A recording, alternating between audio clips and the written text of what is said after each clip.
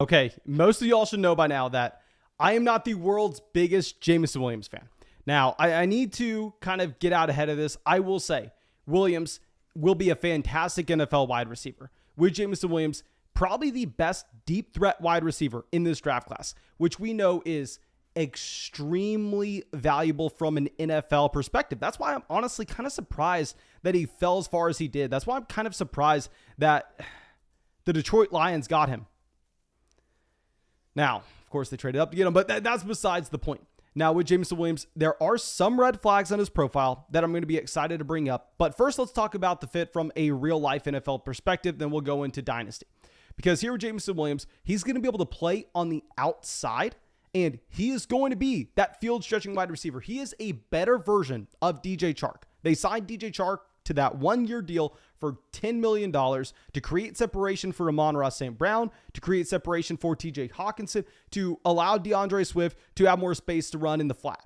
I mean, that DJ Chark signing was good on multiple levels, but Jameson Williams is just a much, much, much better version of that. If he would have ran the 40-yard dash, you would have seen that he does have that elite level speed. Obviously, the torn ACL prohibited that from happening, and the torn ACL is one of the reasons why I'm going to be a little bit pessimistic about this pick from a fantasy football perspective, because what I want to look at right now is the timeline that you're going to have for the rehab of Jameson Williams. Now, I know a lot of people are saying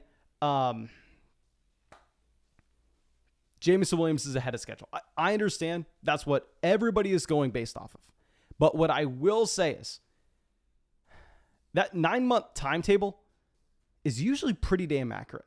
When a player tears ACL, I'm fine. If Jameson Williams first tear and very young at the same time, I can admit that they're most likely going to be able to recover faster than the average player. Jameson Williams is most likely going to recover faster than, say, Robert Woods from this past season. But how much faster can he actually recover? I wouldn't be surprised if he's ready for week 1, but I'm expecting this to be an option that misses rookie minicamp.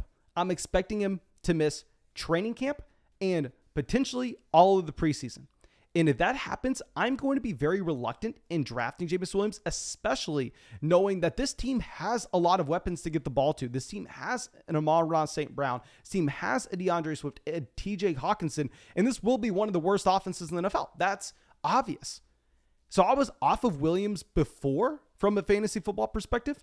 I am still off of him. I think this draft pick probably creates a buy low opportunity on Amon-Ra St. Brown, possibly on TJ Hawkinson as well. We'll see what most people take in this. And if we're looking at where Jameson Williams was being drafted on Underdog Fantasy before this, I mean, I think that he doesn't really go up or down from here. He was being drafted very late. He was going after Allen Lazard, after Rondale Moore, after Russell Gage, after Robert Woods.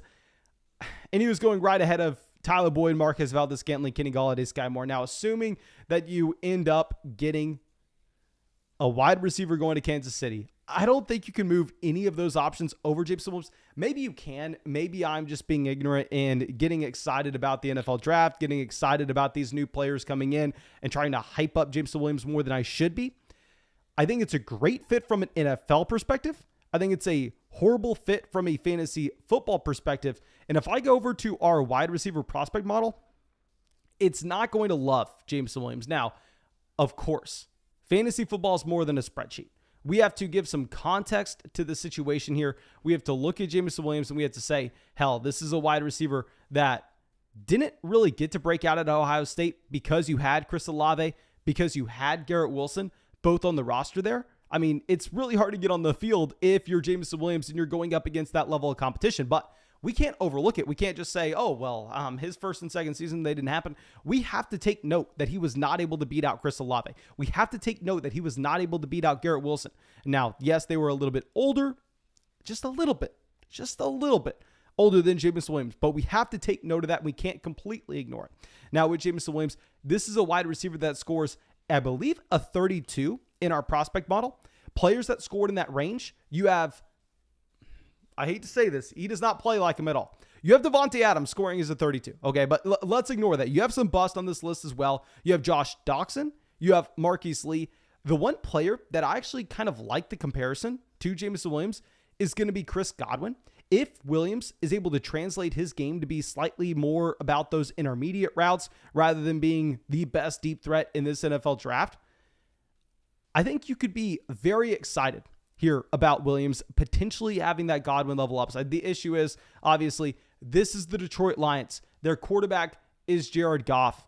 Even if they find another quarterback in this draft, I'm not going to be that excited about them going out there and taking someone like Sam Howell later on. I think the odds that they bring in someone to be a significant upgrade over Jared Goff are slim to none. Maybe this is a team that's very disappointing this season, which they're the Detroit Lions.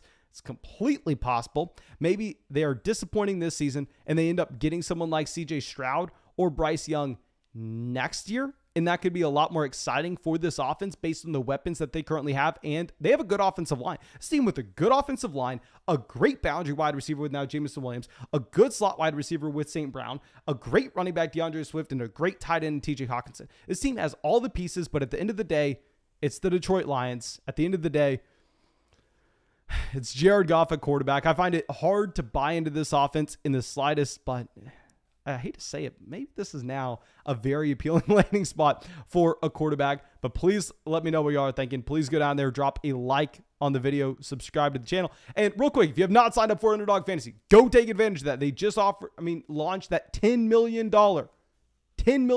Best Ball Mania 3 prize pool. Go take advantage, use promo code FLOCK, get our rookie rankings, get our dynasty rankings.